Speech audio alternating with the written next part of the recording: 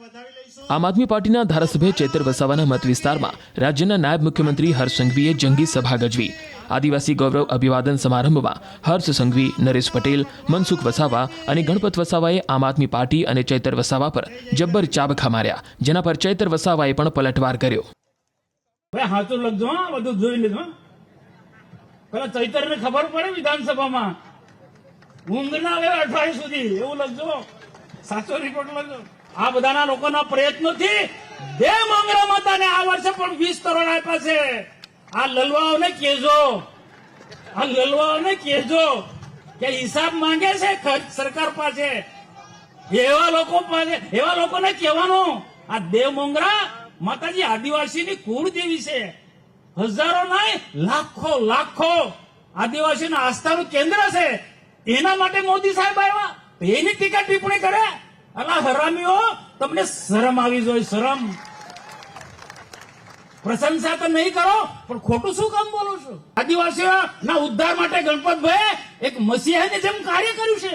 આ ગુજરાતની અંદર બીજા ખોટા ટપોરીઓ લલવા આદિવાસીના મસીહા પણ નીકળી પડ્યા છે. ખોટી વાતો કરનારા લોકો, જુઠ્ઠી વાતો કરનારા લોકોને જડબા તોડ જવાબ આપવાનો છે. આપણે બેસી નથી રહ્યા જવાનો.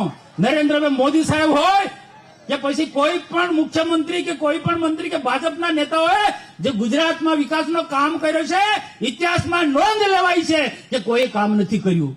આ લલવાને ખબર નથી કે ગંગાપુર ડેમની માંગણી હમણાં નથી કરતો. 15 વર્ષ રેકર્ડ પર બોલે છે, 15 વર્ષથી માંગણી કરું છું. ના ગંગાપુર ડેમ બન્યાથી હર્ષભાઈ સાહેબ, ગણપતભાઈ, નરેશભાઈ, આ બોર તમે ખૂબ આપો છો, પણ જમીનમાં પાણી નથી. પણ આ ગંગાપુર ડેમ બન્યાથી પાણીના સ્તર ઊંચા આવશે, સિંચાઈ તો લાભ મળશે, પણ પીવાના પાણીના પ્રશ્ન પણ સોલ્વ થવાના છે. ના બધા જ લોકો ખૂબ કામ કરે છે, છતાં પણ પેલો ટીકા ટિપ્પણી કરે. આંધળાને દેખાતું નથી, ધ્રુષ્ટાસના કલકલ દેખાતું નતું. અરે અને તે ખરું, પણ કેટલી ટીકા ટિપ્પણી કરે છે. અને દાહોદમાં સંમેલનમાં જાય તો શું કરે છે? બારડોલીમાં સંમેલનમાં જાય તો શું કરે છે? છોટાઉદેપુરમાં જાય તો શું કરે? કે મારાથી ભાજપ વાળા ડરી ગયા છે. અલા લલવા, તારાથી કોઈ ડરે નહીં, પણ એના જે ગુના છે અહીંયાથી કેમ તડી પાડશે તમને બધાને ખ્યાલ હોવો જોઈએ. ને તમને ખ્યાલ છે જ, પણ લોકોને કેવું જોઈએ. 19 જેટલા ગુના છે દેશ અને ગુજરાતની અંદર. ભાજપ શાસનમાં કાયદોની વ્યવસ્થા મજબૂત છે. મનસુખ વસાવા ગુનો કરે ને તો આ હર્ષસંઘવી મને પણ ના છોડે. કાયદો છે ભાઈ, કાયદો છે. એક ધારાસભ્ય બની, એક આગેવાન થઈ અને કાયદા હાથમાં લેવાના પ્રયત્ન કરે. 19 જેટલા ગુના છે. જેલમાં જવું પડ્યું, ને જેલમાં જાય તો જેલમાં જે વર્ણન કરે, અલા ભાઈ જેલમાં જે જાય તે જે કેદીઓને બધાને ભોગવવું પડે, એ તને પણ ભોગવવું પડે. શું કામ એમાં ગુના કરે અને માથે પાડે? ભાજપ માથે, અમારા માથે, કે અમારાથી ડરે છે કે મને જેલમાં મોકલે. હા, તારાથી કોઈ ડરતું નથી ભાઈ, ને એવું કોઈ ડર પણ નથી. આજે મારે એને એમ કેવું છે, આમ આદમી પાર્ટીના નેતાઓને એમ કેવું છે, છાસ વાળા લોકોને ગેરમાર્ગે દોરો. ભ્રષ્ટાચાર જાતે કરે, તપાસ માંગે અને તોડ કરો. ભ્રષ્ટાચાર કરો, તપાસ માંગવાની અને તોડ કરો. સમય પર લાખો રૂપિયાના ઉઘરાણી કરી છે એવા મારી પાસે ડેટા છે. ડેટા જરૂર જડે તો તે દિવસે હું જાહેરમાં આપવા તૈયાર છું. આજે ધારાસભ્ય તરીકે લોકોને શું કેવું જોઈએ? સારા સંસ્કારની વાતો કરવી જોઈએ. બહેનો પણ સંસ્કારની વાતો કરવી જોઈએ. પણ છોટાઉદેપુરમાં જાય, નેત્રંગમાં જાય તો શું કરે? આદિવાસીનું શું કે? બધા આદિવાસીઓ, બધી બહેનો મુઠ્ઠી વાળો, બધી બહેનો આદિવાસી બહેનો બધી મુઠ્ઠી વાળો. અને શું કે?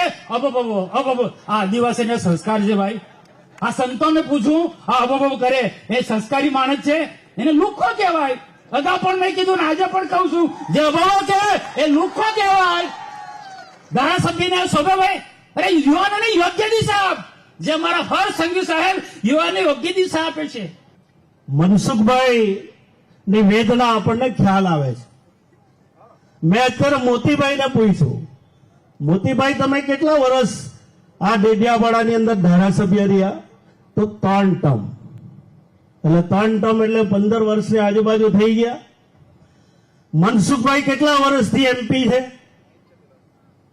છતાં કેટલાક લોકો માંડ અત્યારે વિધાનસભામાં આવવાની તક મળી છે જાણે આદિવાસીઓનું ભલું કરી નાખ્યું હોય ને એવી વાતો લોકો આગળ કરે. જેની ગામમાં દુકાન નથી તે ઉધાર આપવા નીકળે તો તમને વિશ્વાસ ખરો? વિશ્વાસ ખરો? જોર પર બોલો. વિશ્વાસ છે તમને? તો ગઈ વખતે ભૂલ કરેલી એવી ભવિષ્યમાં નહીં કરો એ વિનંતી કરવા આવેલો છું. ચાલુ વિધાનસભાએ હર્ષભાઈ આવું ને મારે આવું એ અઘરું હોય છે. છતાં કેટલાક સમયથી જે રીતે આ વિસ્તારની અંદર ગુમરાહ કરીને આદિવાસી સમાજને ગેરમાર્ગે દોરવાના જે પ્રયત્ન કરે છે, ભાઈઓ બહેનો, હવે આપણે આદિવાસી સમાજ પણ ભોળી છે પણ બની જાય એવી આપણી સમાજ નથી. એ વાત કરવા હું તમને આવ્યો છું. ભાઈઓ બહેનો, કેવડું કામ કર્યું, માંડ માંડ તક મળી છે એમને, જાણે આદિવાસીઓના મસીહા થઈ ગયા. અમારા ગણપતભાઈ વર્ષોથી કામ કર્યું. હું 30-32 વર્ષથી જાહેર જીવનમાં છું. મનસુખભાઈ એટલા વર્ષથી છે. છતાં અમે એક જગ્યાએ એવું કહેતા નથી કે અમે આદિવાસી સમાજના મસીહા છીએ. અમે તો ખૂબ સામાન્ય કાર્યકર્તા, ખૂબ સામાન્ય કાર્યકર્તા. મનસુખભાઈ અત્યારે થોડી હૈયાવરણ ખાલવી, પણ મનસુખભાઈ અમને પૂરો વિશ્વાસ તમને અને અહીંયા આવેલા બધા જ લોકોને આપીએ છીએ. તમારે ડેમ બનાવવાનું સપનું છે ને, એ પણ સપનું સાકાર કરવાનું કામ આ ભારતીય જનતા પાર્ટી કરશે. પણ હું પાછો ચેતવવા આવ્યો છું. કેટલાક આદિવાસી સમાજના બની બનેલા મહાબળા નેતાઓ પહોળો રોડ બી નહીં ચાલે ને ડેમ પણ ચાલતો નથી, એ બી રોકવા આવશે પાછા. એક ઘર વિસ્થાપિત નહીં થાય, કોઈની જમીન નહીં લેવાય, એ પ્રમાણે મનસુખભાઈ ચિંતા કરી રહ્યા છે. છતાં કોઈ ભવિષ્યમાં ગુમરાહ નહીં કરે એની ચિંતા કરી લેજો. ભાઈઓ બહેનો, આ લોકોને બધી વાત કરતા આવડે. આદિવાસી સમાજને વાત કરવા માટે ખૂબ ટેવાયેલા છે, મસીહા છે, એમાં મસીહા કહેવાય. એને કેવી રીતે ગેરમાર્ગે દોરવા. મારે તો આપ પાર્ટીના પ્રેસિડેન્ટ ઈસુદાન ગઢવી એ ચારણમાં આવે છે, ચારણ અટક આવે છે. તો આપણને બધાને ખબર છે કે આપ પાર્ટી આદિવાસી સમાજ માટે બધું કરવા તૈયાર હોય તો ઈસુદાન ગઢવી અને કેજરીવાલ, આપણા મુખ્યમંત્રી ભૂપેન્દ્રભાઈ પટેલ સાહેબ અને રાજ્યના દેશના વડાપ્રધાન નરેન્દ્રભાઈ મોદીને એક ભલામણ પત્ર લખી આપે કે ગુજરાતમાં ચારણ, રબારી અને ભરવાડ જે આદિવાસીના સર્ટિફિકેટ લે છે એને ઓબીસીમાં સમાવવા માટેનો એક ભલામણ પત્રની ખાલી જરૂર છે. આટલું કામ આપના નેતાઓ કરી આપે તો આપણે ખરું જાણીએ એમને. મનસુખભાઈએ શરૂઆત કરી, હજી મનસુખભાઈ તો આખી પીછે બેટિંગ કરે છે. આજે થોડો તાપ ચાલે છે ભાઈ.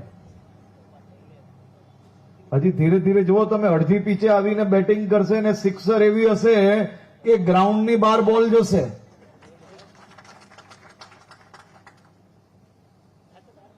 આ એટલો આત્મવિશ્વાસ જોડે મનસુખભાઈ કઈ રીતે આપણે કહી શકે? મારી ઉંમર ને મારી પછીની ઉંમરના નોજવાનોને એનો અંદાજો જ નથી ભાઈ. આ મનસુખભાઈ અને અહીંયા બેઠેલા આપણા નર્મદા જિલ્લાના આગેવાનોએ તમારી ને મારી ઉંમર જેટલા વર્ષોથી તો આ વિસ્તારની સેવા કરી રહ્યા છે. એમને તપ કર્યો છે આ વિસ્તારની સેવા કરવા માટે.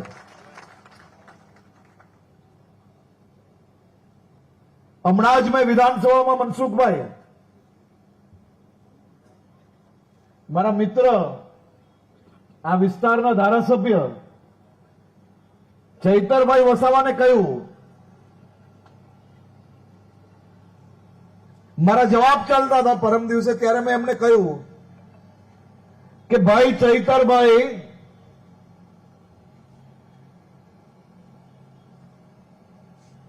તમારી ઉંમર ને મારી ઉંમરના નોજવાનોને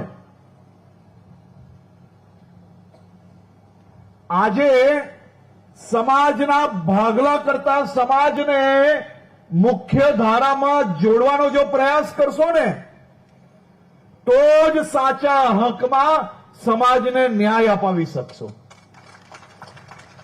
મીડિયા, સોશિયલ મીડિયામાં આરોપ પ્રત્યારોપ, સમાજને ભડકાવવા, યુવાનોને ગેરમાર્ગે દોરવા એ રાજનીતિમાં મત જરૂરથી અપાવી લેશે, પરંતુ સમાજ જે દિવસે ઓળખશે, સમાજને જે દિવસે ખબર પડશે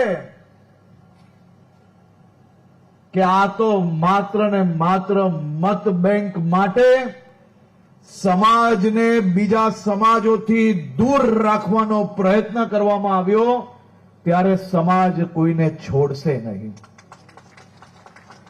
મેં મારા મિત્રને કહ્યું કે જો સાચી હકીકત જાણવી હોય તો સમાજના 70 વર્ષ ઉપરના વડીલોને જઈને મળો. મેં એમને કહ્યું કે તમારી સાથી પાર્ટીની કોંગ્રેસની સરકારે ગુજરાતના આદિવાસીઓ જોડે કેટલો અન્યાય કર્યો છે તે જાણવું હોય તો આજના 25 વર્ષની કે મારી ઉંમરના નોજવાનોને એનો અંદાજો ના જ હોય, કારણ કે આપણા સૌ લોકોનો જન્મ કે આપણે જ્યારથી સમજતા થયા ત્યારથી ગુજરાતમાં મોદી સાહેબનું ભારતીય જનતા પાર્ટીનો સુવર્ણ કાળ ચાલી રહ્યો હતો, આપણા ગુજરાતની જનતાનો સુવર્ણ કાળ ચાલી રહ્યો હતો. એટલે 25-30 વર્ષના યુવાનોને એનો અંદાજો ના હોય. આજે તમને જે રોડ પર એક ખાડો દેખાય છે ને, એ આ જ વિચારધારાની સરકાર જ્યારે હતી ત્યારે રોડ પર ખાડાઓ સિવાય બીજું કંઈ નહોતું. તો હવે જે અમારા મિત્ર આજકાલ જે મસીહા બન્યા છે એ ક્યારેક આવે તો એમને કહેજો કે ભાઈ તો આ 25 વર્ષના નોજવાનોને જેને ભૂતકાળનું શાસન જ નથી જોયું, તેને 2-5% મતની લાલચમાં તું ક્યાં એમને ગેરમાર્ગે દોરે છે. તમારા મિત્ર ક્યારેક આવે તો કહેજો કે ચાલો આપણે લાઇબ્રેરી જઈને જોઈએ કે ભારતીય જનતા પાર્ટી ભૂપેન્દ્રભાઈ પટેલની સરકાર કેવું કામ કરે છે. આજે હું આવતા આવતા સાંભળતો હતો આ ક્ષેત્રમાં ગીતો ચાલે છે કે 3G પેલું શું કે છે 3G ના ચાલે, 4G ના ચાલે, ચાલે ભાજપ જ ચાલે એમ. પણ એમને હું કહેવા માંગુ છું કે આ વર્ષે બજેટમાં અમે આદિવાસી વિસ્તારોમાં બીજા નવા ટાવરો ઉભા કરવાનો નિર્ણય લીધો છે. એટલે તમારા વિસ્તારમાં ઘણા એરિયા એવા છે કે જ્યાં નાના નાના ગામડાઓમાં 25-50-100 ઘર વસતા હશે, ત્યાં 3G ને 4G ચાલે ને ભાઈ, એવું લાવવાના છે. એટલે હવે નવું ગીત બનવાનું છે કે આપણા વિસ્તારમાં 3G બી ચાલે, 4G બી ચાલે ને ભાજપ જ ચાલે. જે મનસુખભાઈ વસાવાની તારીફ નાયબ મુખ્યમંત્રીએ કરી હમણાં ભાષણમાં, ત્યારે મંત્રીશ્રીને હું યાદ અપાવું, આ તમારા સાંસદ 60 ટર્મથી સાંસદ છે, એમના પોતાના ગામમાં જવા માટેનો રસ્તો બનાવી નથી શક્યા. એમના ગામ જુનારાજના રસ્તા માટે મારે ત્યાંથી પદયાત્રા કરવી પડી, સન્માનીય ગૃહમાં પણ એ મુદ્દો લાવવો પડ્યો. આ તમારા સાંસદને પહેલા કહો કે પહેલા એમના ગામનો રસ્તો બનાવે. જે ગણપત વસાવાની તમે વાત કરો છો, એ ગણપત વસાવા જ્યારે આદિજાતિ મંત્રી હતા ત્યારે જ આદિજાતિઓના ખોટા પ્રમાણપત્ર એમણે મેળાવડા કરીને બિન આદિવાસીઓને આપ્યા છે, જેના કારણે આજે નોકરી હોય કે રાજકીય અનામત પર આદિવાસીના અધિકારો જ્યાં હોય છે એનો કોટા હોય છે. બિન આદિવાસી લાખો લોકો આજે નોકરીઓમાં જોડાઈ ગયા, આજે શિક્ષણમાં જોડાઈ ગયા, આજે ચૂંટણીઓ પણ બિન આદિવાસી લોકો રિઝર્વ બેઠકો પરથી લડે છે. માન્ય મુખ્યમંત્રી, નાયબ મુખ્યમંત્રીને હું કહેવા માંગુ છું, હમણાં થોડા દિવસ પહેલા સન્માન્ય ગૃહમાંથી એવો મને જવાબ આપ્યો કે નર્મદા જિલ્લામાં 11,253 બાળકો કુપોષણથી પીડાય છે. એની નિવારણની વાત તમે કેમ નથી કરતા? નર્મદા ડેમ છે, એક બાજુ ઉકાઈ ડેમ છે, એનું પાણી ડેડિયાપાડાના મળે એની વાત તમે કેમ નથી કરતા? અમારા ડેડિયાપાડા અને નર્મદા જિલ્લામાં 5630 ખેડૂતોની જંગલ જમીનોના સનતો પેન્ડિંગ છે, એને આપવાની વાત તમે તે કેમ તમારી ભાષણમાં નહીં કરી? ત્યાં મનરેગામાં ખૂબ મોટું કૌભાંડ થયું અને લોકોને રોજગારી છેલ્લા 2 વર્ષથી નથી મળી. નર્મદા જિલ્લામાં એક જોબ કાર્ડ પર માત્ર 1 વર્ષમાં 18 દિવસની સરેરાશ રોજગારી મળી છે. તો એના માટેની વાત તમે તમારી સ્પીચમાં કેમ કરતા નથી? આજે ચૈતર વસાવાને ત્યાં પ્રતિબંધ છે એટલે ત્યાં જઈને તમે ચૈતર વસાવા વિશે ટીકા ટિપ્પણી કરો, એના કરતા તો લોકોના સમસ્યાનું નિવારણ કઈ રીતે કરવું એ બાબતનું તમે જો ભાષણ કરતા તો ચોક્કસ અમે સ્વાગત કરતા.